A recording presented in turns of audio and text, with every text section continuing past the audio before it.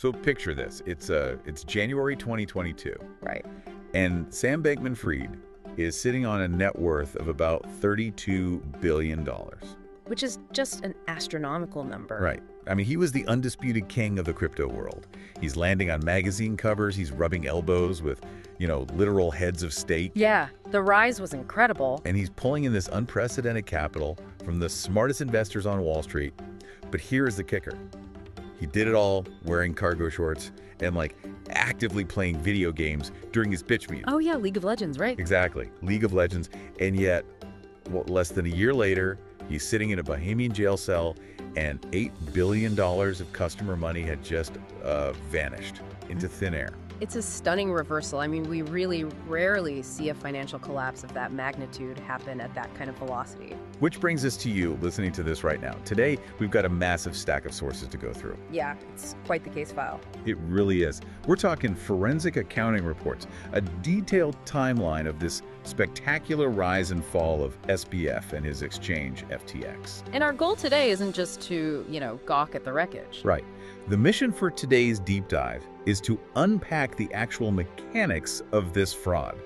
We are stripping away the confusing financial jargon to figure out how a $32 billion illusion was engineered right in plain sight. And why the most sophisticated financial institutions on the planet just, fell for it. Okay, let's unpack this. Well, to really grasp how the fraud worked mechanically, we first have to deconstruct the psychological environment of 2019 through 2021. Right, the early days of FTX. Exactly. You look at the sources we've gathered, and everything pivots around this narrative that was constructed right when the company was founded. Yeah, he was instantly branded as this once-in-a-generation genius, like the ultimate poster boy. And SBF wasn't just building a crypto exchange, right? The media and the markets were treating him like he was this infallible oracle. And that perception was totally supercharged by all that venture capital money pouring in. I mean, we're talking about global heavy hitters here. Oh, absolutely. SoftBank, Tiger Global. Yeah, firms that manage hundreds of billions of dollars. Right. And when firms of that caliber inject hundreds of millions into a startup, they aren't just providing capital. What are they providing then? They're providing a halo of institutional legitimacy. So, the market sees Tiger Global invest, and the immediate assumption is, an army of auditors and risk management experts must have rigorously stress-tested this business model. But this is what's so wild to me. The case file highlights how bizarre the actual pitches were. The cargo shorts, you mean? Yeah. I mean, SBF is securing these massive investments while actively ignoring basic professional norms. He's in his shorts and a t-shirt. He's playing video games on Zoom calls with these titans of finance. Right. It's like someone showing up to a black tie gala in their pajamas, actively refusing to follow the dress code, and the organizers still just hand you the keys to the vault. That's a great way to put it. I am so hung up on this. Why would sophisticated Wall Street investors buy into this specific eccentric genius narrative so blindly? Like handing over billions to a guy disrespecting the process. Well, what's fascinating here is the specific psychology of venture capital in a zero interest rate environment. Okay, break that down for me. You have to remember, money was incredibly cheap during this period, and investors were suffering from severe systemic FOMO. Fear of missing out. Exactly. They were desperately hunting for yield and basically searching for the next generational visionary. So they were actively looking for someone who didn't fit the mold. Right, they were pattern matching. In Silicon Valley, unconventional behavior is frequently and very dangerously misread as a marker of unprivilege. Oh, wow. So if a founder wears a suit, he's just a corporate drone. Yes.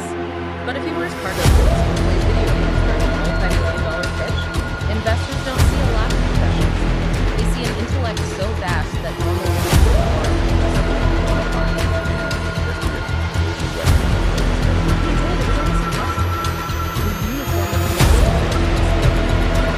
Big firms bought into the concept. Yeah, it's a phenomenon called outsourcing. Every major firm, with the other major firms, assumes someone must have done the foundational due diligence, close the check to make sure they got a piece of the pie. Wow. But, as we know, a high paper valuation doesn't actually equal liquid cash. No, it certainly does not. And this is where the sources shift from the outward hype to the hidden architecture of the business. Because to actually extract billions in value, SBF needed a backdoor. And he built it. Yeah.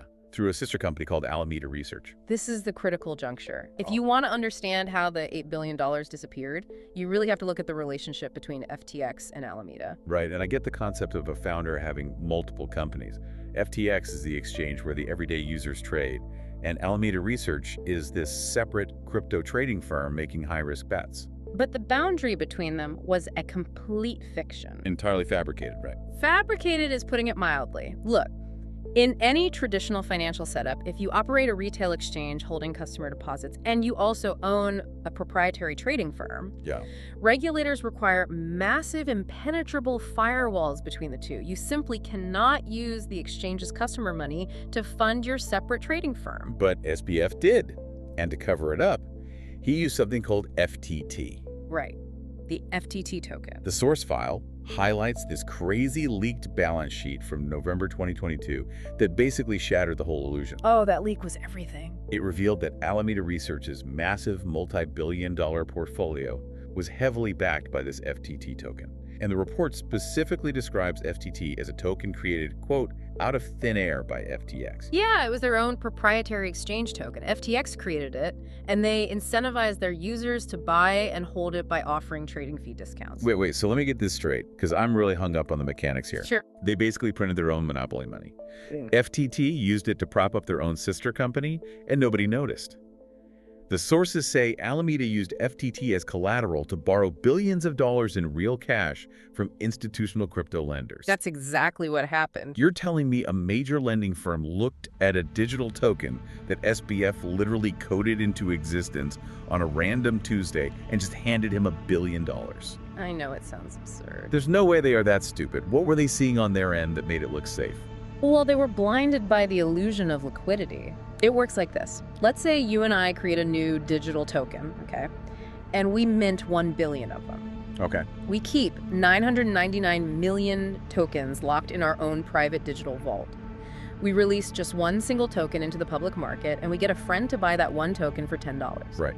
By the bizarre logic of market capitalization, if the last traded price was $10 and there are 1 billion tokens in existence, our vault is suddenly, quote-unquote, worth $10 billion on paper. Oh, I see. It's an entirely phantom valuation. It's like, okay, it's like if I drew a picture of a house on a napkin.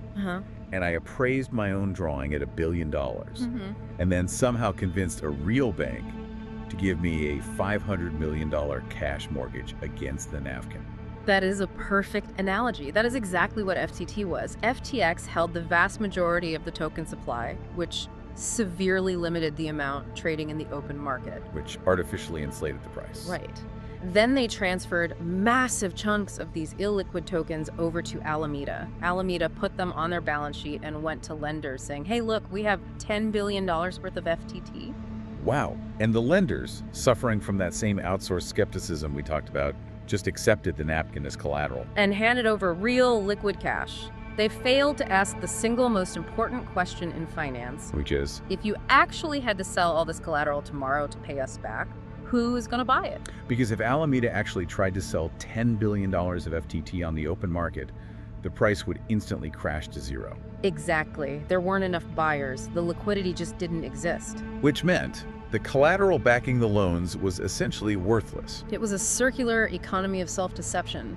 Yeah. FTX props up FTT, Alameda borrows against it, and then that cash is used to make even riskier trades. And that all works totally fine as long as the market stays up and nobody looks under the hood. But someone did look. They did. That leaked document in November 2022 exposed that Alameda's net worth was basically just the FTT token. And that triggered a massive public reaction from a rival exchange called Binance.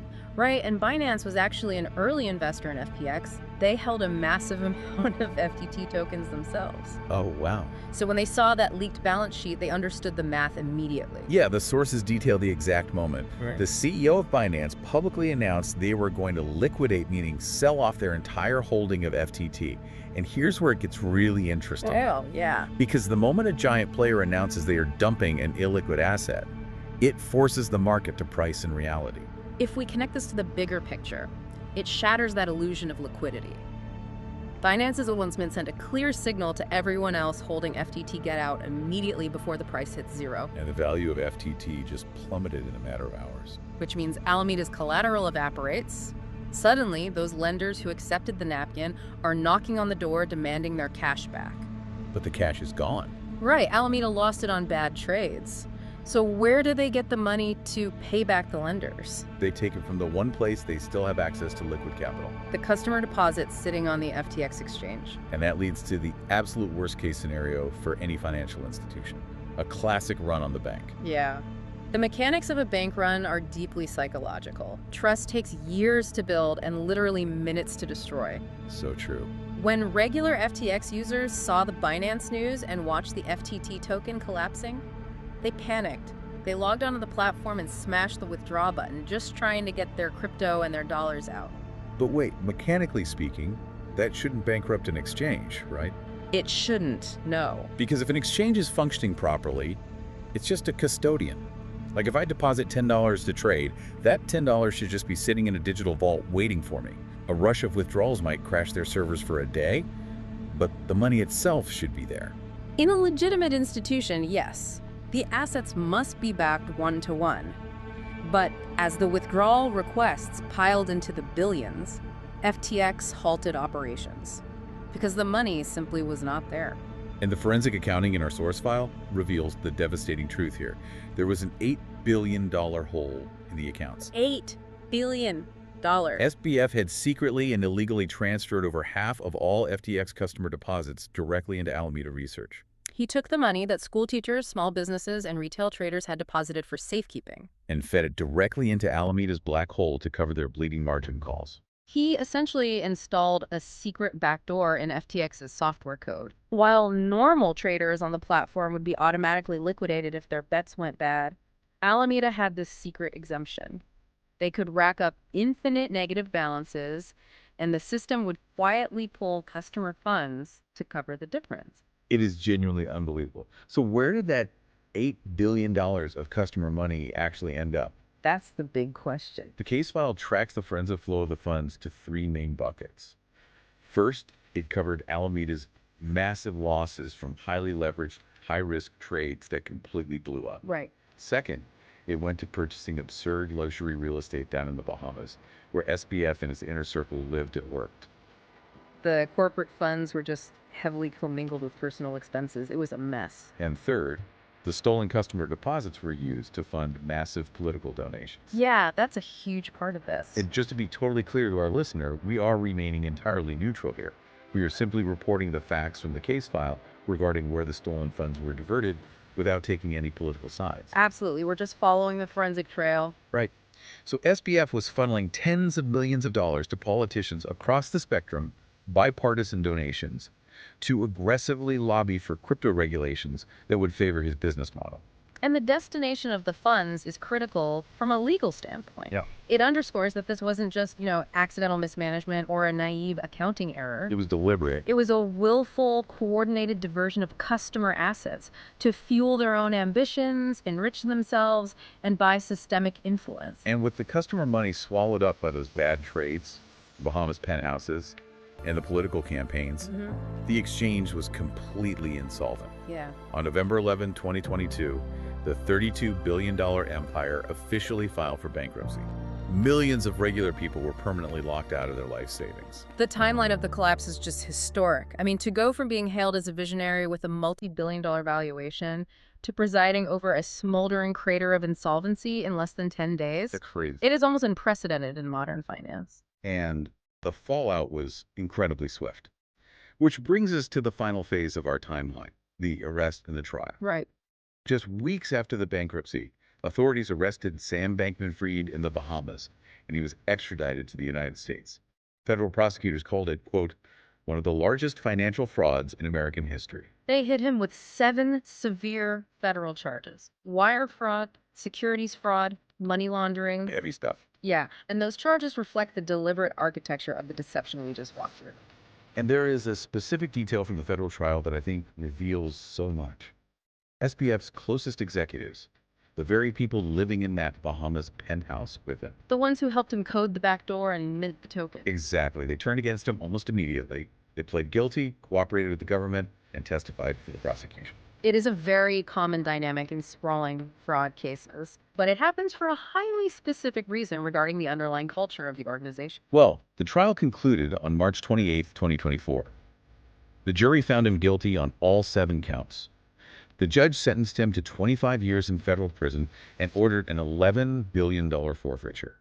So what does this all mean? It's a huge shift. Right. We went from the heights of Wall Street worship to a quarter century in prison.